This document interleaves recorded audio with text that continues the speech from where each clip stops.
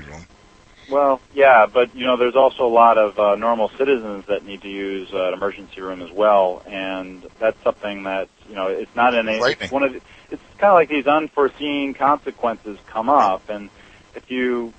So at any rate, what I tell people is they do have care because that is still in effect, and there's a lot of dissatisfaction with it. But the case is, if you don't have money and you go there, you will get taken care of. Sure. But so what people are really protesting about is actually the cost.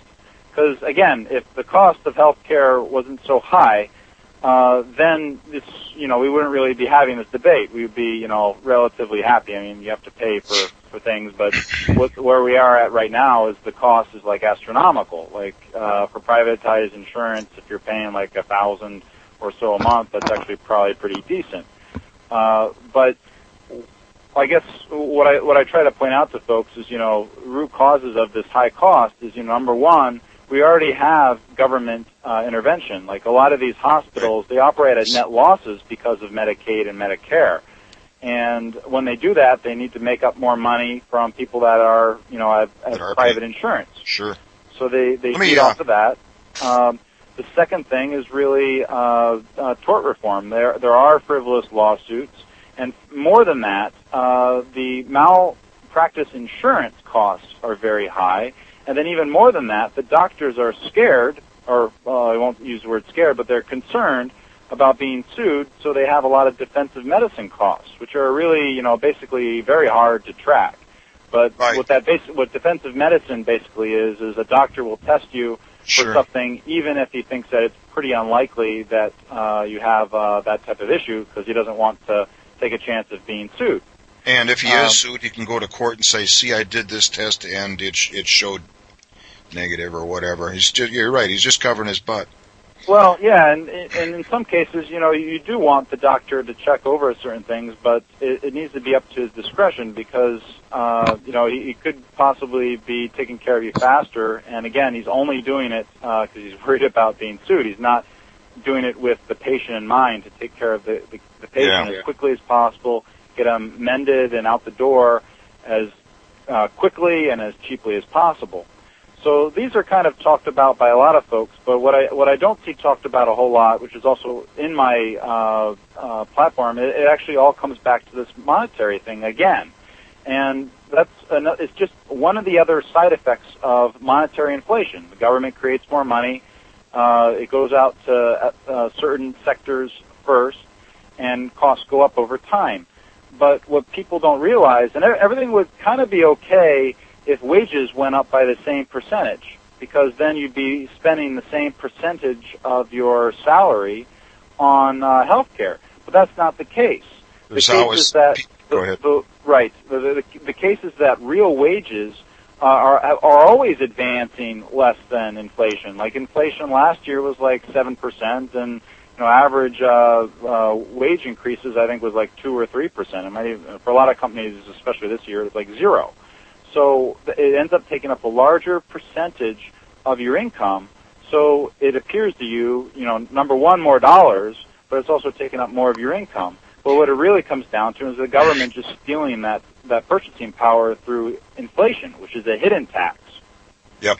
Now the other thing that's going on, you're aware that August 12th was Cost of Government Day. The increase in taxes and fees the government takes over the last 12 months increased that by 23 days. In other words, basically it's almost 2/3 of the year. I think it's like 62% of the year you work for government or to pay for those costs the government imposes on you. The cost of your accountant to do your W-2s and W-4s and compliance with all the regulations if you happen to be a business. So and these costs have to be paid out of the cost of goods and services. So in a way, even the poor are paying. But on top of that, they're paying an opportunity cost because, if these dollars are sucked away and fed to government, there might not be enough dollars in the private economy to employ people to where they can take care of themselves. I guess I'm speechifying here. I'm just wondering what your thoughts are on what I just said. No, I'd agree with that. And I guess back to something else that I had mentioned before on tort reform. What you really have in tort reform is it's contract law, and it really belongs under the state. So, in other words, I'm running for federal Congress. I don't have a constitutional right to do anything with health care. And with contract law, in this particular case, it really belongs to the states. And if you think about it for a second, we have 50 states in the U.S. What would end up happening if the people demanded it of their state representatives, you'd have competition between states, and states would come up with more effective ways to keep out frivolous lawsuits and limit damages and that type of stuff. They would have better malpractice insurance rates, which would attract more and the better skilled doctors to that state, and the people inside the state would be more and more happy with the programs offered inside that state. And the other thing is, if people got to keep a little more of their income, that might actually attract especially higher income, more productive people. Right, a sound currency, and we just talked about that before, and that's currently a dream right now. But yes. There are ways to get around it, because silver dime in 1965 bought a loaf of bread, and a silver dime right now, if you take it to a coin dealer and cash it, will still buy you that same loaf of bread. So we're down to our last few seconds here.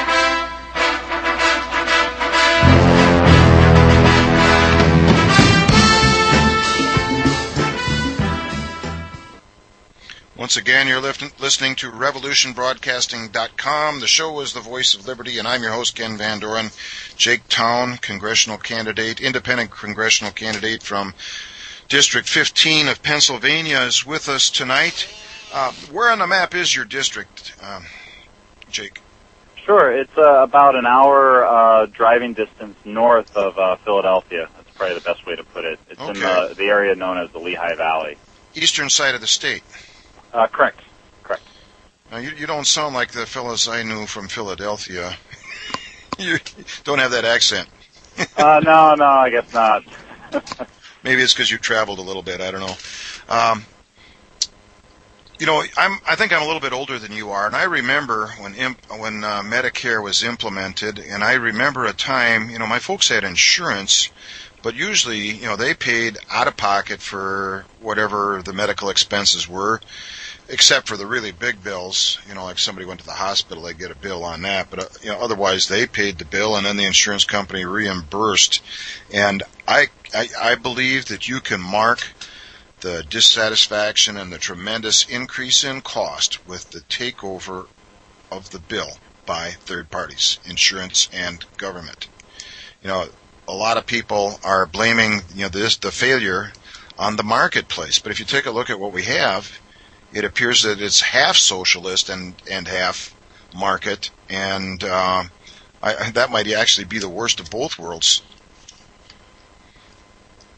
Yeah, you have to take a look at all those things that happened. The HMO Act of 1973 under Nixon, that was pretty horrible. I think what that came down to was pretty much Nixon was told, they have this, the whole video recording available online, basically that all the incentives were towards less medical care, and the less care that they give them, the more money that they make, and it's just like a complete crook, and kind of like people's view of Nixon, and that's how this whole thing came into play. Mm-hmm. And that's what I keep telling people, is that we need to always remember that this inefficient structure that we have today, it did not come out of the free market. It was forced into existence by the force of government. And the sooner we realize that, and we realize that kind of government is the problem, then we can react. I believe that government does have a role, but it's more or less aligned with the legal framework of running society, to protect individual liberties.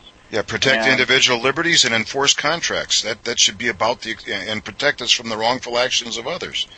Right, and that brings up what a lot of folks, what the Republicans actually say about this type of stuff is, it's we want to move away from government-centered health care towards patient-centered health care. But what's kind of interesting is what we have today, or at least on Monday, there's a lot of press about, maybe they're going to drop the public option because it has been sparking a public